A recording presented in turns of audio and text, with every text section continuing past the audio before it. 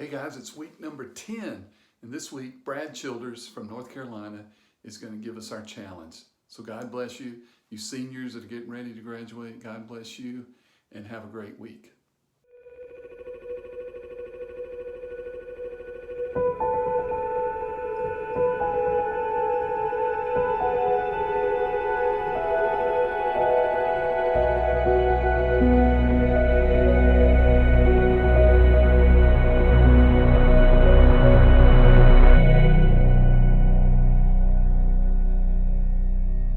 How many of you like mountaintop experiences? I know I do. For the last 25 years, I've led youth groups on the Appalachian Trail. We've done over 750 miles from Springer Mountain, Georgia, all the way up through the state of Maryland. And one thing's for certain, if you're going to hike on the Appalachian Trail, you're going to experience a lot of ups and also a lot of downs and everything in between. When I talk about mountaintop experiences, what I think about are Bible camp experiences or high adventure trips or times when I'm in a foreign country doing mission work. It's times when I feel so close to God that I just want to remain there forever. But we're not on a mountaintop right now. We're in the middle of COVID right now. And because of that, we're not experiencing a whole lot of mountaintop experiences. In fact, some people would say that we're experiencing a lot of valleys. Did you know that the most famous psalm speaks about this very thing? But before I tell you about this most famous psalm, I need to tell you about a couple of tools that we use whenever we're backpacking. When we're on the Appalachian Trail, we use things like a compass. A compass is something that always points north. It always points up, and it tells us where we're headed. We also use things like a topographical map. A topographical map shows where your elevation is at any point on the trail, whether you're really high or really low. And then lastly, we use a GPS. A GPS is more of a modern tool, but it tells us no matter how lost you get, where home is and how to get there. But today we're going to look at Psalm chapter 23 and verse 1. The Lord is my shepherd, I shall not want. The Lord is my shepherd. It sounds like whenever I'm with God, the shepherd, that I'm content. It sounds like I don't need anything else. It sounds like a mountaintop experience because when I'm at a Bible camp or a high adventure trip or a mission trip, I don't need a car or a phone or money. I just need Him. Billy Graham says that on the mountaintop, there's nothing that really grows. And if you've ever been out to the Rocky Mountains above 14,000 feet, you know it's true. There's nothing but pebbles up there. He says that on the mountaintop, it's only good to give you a vantage point for the next mountain that God's going to lead you to. And then he says, but things don't grow on the top of the mountain. They grow down in the lushness of the valley. But none of us like the valley. I know I don't. He makes me lie down in green pastures. When I think of green pastures, I think about rolling hills of bluegrass, but that's not what it was like in the Middle East where David was when he wrote this. Green pastures actually mean 3 little blades of grass that are sticking up every 20 feet in the desert. It's just enough grass to keep the sheep healthy. It's not too much, it's not too little. Think about manna. And God provides that perfectly, but it requires dependence because you can't save it up for the next day. He leads me beside the still waters. He leads me in paths of righteousness for His name's sake. He restores my soul. Can I be honest here? If I'm being led on somebody else's path, that's a definite downer for me. I want to be led on my own path. I want to do what I want to do. But aren't the shepherd's ways, aren't God's ways better than my ways? And maybe God has a purpose for leading me through the valley. Maybe He's trying to teach me dependence upon Him so that He can fashion me like clay to be more like Jesus, more like a disciple. Well, what's a disciple? A disciple is someone who follows Jesus, who's being transformed by Jesus, who's committed to the words, works, and ways of Jesus. Maybe God is leading me through low points to teach me to depend on Him and not on myself. Even though I walk through the valley of the shadow of death, I will fear no evil. So my dad was my scoutmaster when I was in 3rd grade, and he took us all to Mammoth Cave.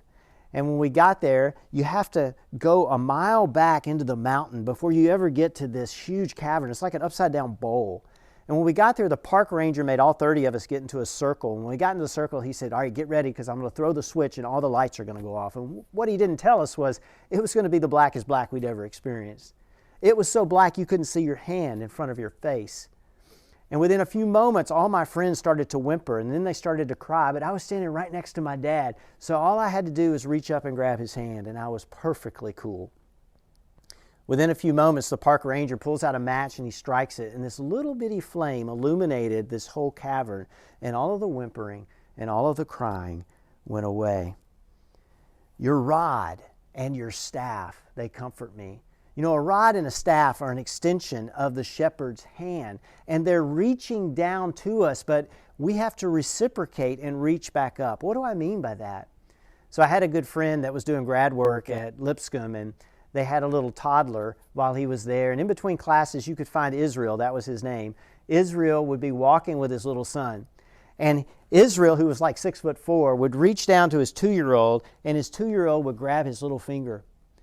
But Israel would be walking around with his hand held high like this. And one of my buddies stopped him one day and said, Iz, what are you doing? You look ridiculous. And he said, hey, if my little boy can hold my father's hand, then I can reach up to hold my father's hand. You prepare a table before me in the presence of my enemies. I can tell you I love to eat, but I don't like to eat with people that I don't like or that don't like me. But the word mesa that gets translated as table can also be translated as field, which makes more sense for a shepherd, right? There are these high plateaus, and when a shepherd is about to lead his flock into a high plateau, he goes into that field first and he de-weeds it, because the weeds that are in the field are weeds that make the sheep, they can't move. And if they can't move, once they eat the poisonous weeds, then it makes them perfect targets for the wolves. And so the Good Shepherd goes and pulls them out, which means that God protects us even in the presence of those that don't like us. You anoint my head with oil, my cup overflows. Did you know that sheep are prone to have hundreds of insects live in their ears and to buzz around? And sheep get so distracted by it and so annoyed with it. I mean, think about a gnat for you. Think of hundreds of them in their ears. They will go up to trees and start banging their heads against the trees to get some kind of relief. And they'll concuss themselves to the point of death. But the Good Shepherd will take oil and will pour it over the sheep's head, and that oil will seep down into the ears and will keep those insects out. What does that mean?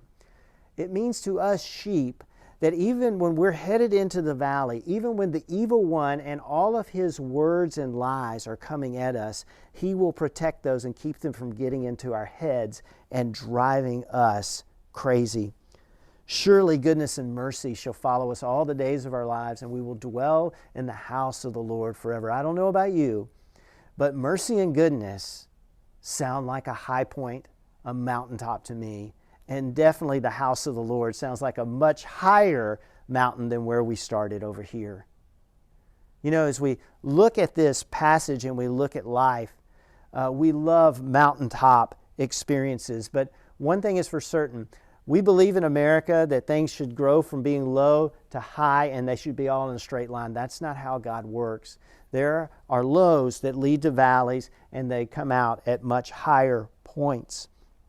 But when the valley causes you to doubt God, pull out your topographical map and let Psalm 23 show you that even though when you feel like you're in the valley, that God is leading you into a place that is going to promote your growth, because ultimately you're going to be on a higher mountaintop and you're going to marvel at the growth that it has brought. You know, one thing is for certain, when you're surrounded by your enemy, when you're in the depths of the valley and you want to hit the eject button and run back up to that mountaintop where you were before, don't. Expect to meet God there. Pull out your compass and remember that it always points up. It always points north, and God's hand is extended down to you, and He just wants you to reach up and grab it, because He's going to pull you up to a higher mountain where you will be with much more growth, and you'll be much more like Jesus than you were at the last mountain, and it will make it worth it all. You know, your GPS always points towards home. And right before Jesus left to go home, he gave us some great words to remember. In Matthew 28 and verse 20, he said, "And lo, I will be with you always, even until the very end." So on every step of that pathway, from mountaintop through valley to mountaintop, Jesus is walking with us. So the next time you want to hit the eject button and run back up to the past mountaintop experience, don't. Reach up and grab his hand, and he'll pull you up to the other side.